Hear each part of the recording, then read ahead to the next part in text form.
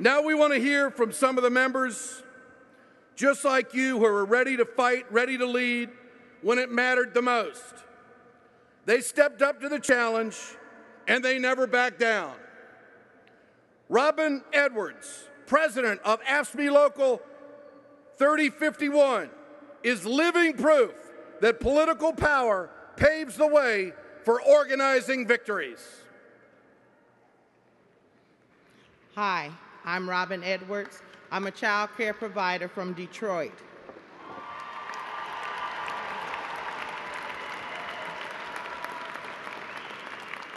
Would you believe in Michigan, I only make $1.60 per hour per child. For a long time, we knew we needed a voice. And there was a lot of talk about us having a union. But until AFSCME came along and showed us the way to organizing success through political action. With AFSCME, we worked hard to elect officials who stood up for child care providers and granted us collective bargaining rights.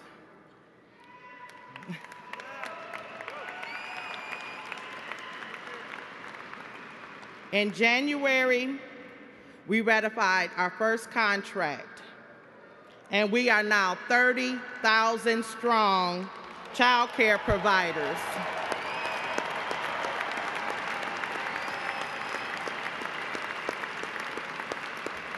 And we are about to negotiate our second contract.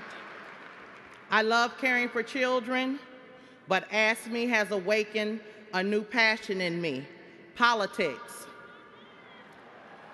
With AFSCME, I have one presidential campaign, one governor's race, and 2 senator campaigns under my belt. I think I'm a pretty good campaigner.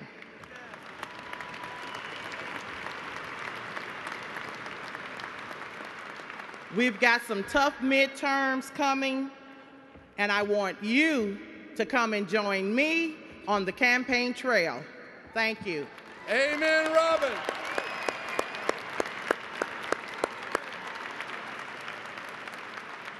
Robin, are you having fun? Yes. Are you having fun organizing? Are you having fun getting people involved? Yes. We have more fun than the righties have. God bless you. Keep working. Keep going. Now let's hear from a man who thought he had it, what it took to save a whole doggone city. And you know what? He did. Ken Fortier. Ken, great to have you here. Thank you.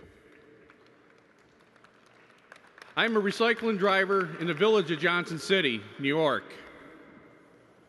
Last year, we were given news that there were forces that were organizing to dissolve the village.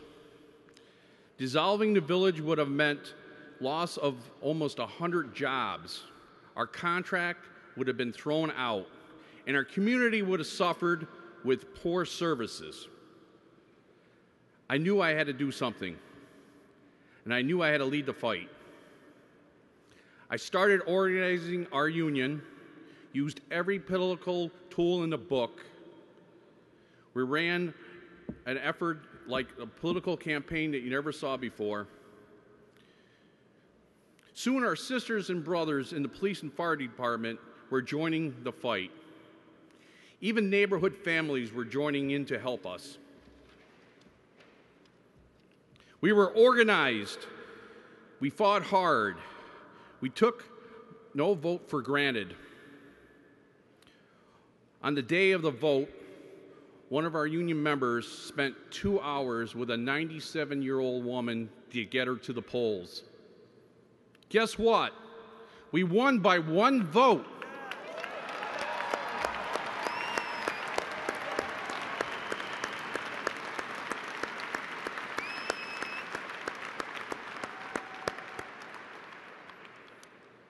They say it takes a village to raise a child.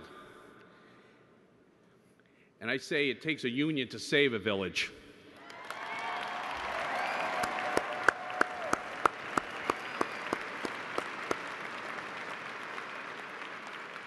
Thank you.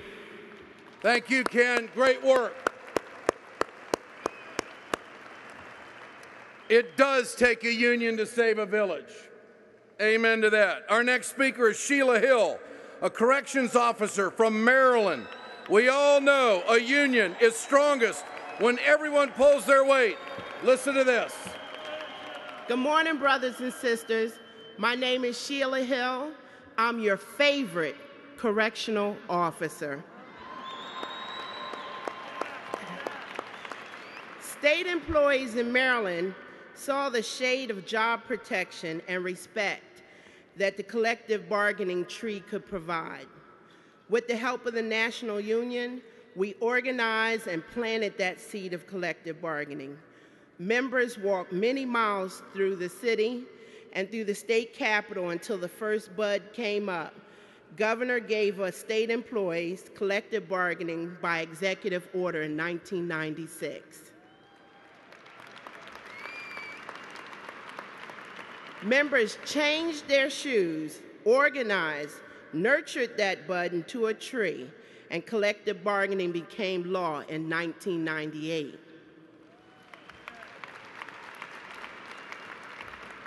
Through negotiations, that tree began to bear fruit, and I noticed all my coworkers enjoying the fruit from that tree of collective bargaining that AFSCME members cultivated and nurtured.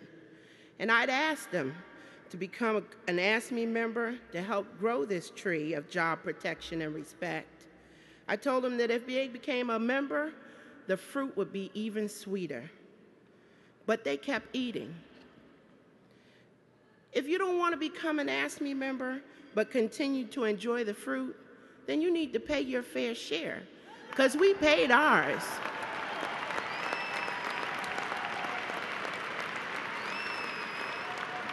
You got to remember, nothing in life is free, but they kept eating. So members changed their shoes again, grabbed their gardening tools, and fertilized that tree, and another branch sprouted. Fair share was passed in our legislative branch in 2009. Thank you. Thank you, Sheila. Robin Edwards, Ken Fortier, Sheila Hill are great examples of what we can do when we don't give up. They're great examples of how we can move the country forward. You can't move the country forward unless you're willing to sacrifice and move your community forward, to stick up for your brother and your sister, to don't ever give up. I want to thank this man, Gerald McAtee, who has done a fabulous job of doing one thing, and that's telling it like it is, with some real straight talk about what's happening in this country and what the working folk of America have got to have. He will not give up. I'm not going to give up. Robin and Ken and Sheila, they're not going to give up. You're not going to give up. We will win in November. We will get progressive candidates in that support our cause, and we will move forward. Victory is the Employee Free Choice Act, which will change the face, the working face and class of this country, for all Americans to be represented, to have collective bargaining, not to be intimidated, not to be run over, not to be outsourced. This is about the country. Do we care? Do we care?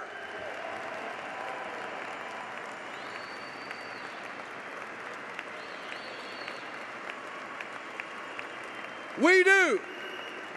We will. Yes, we can.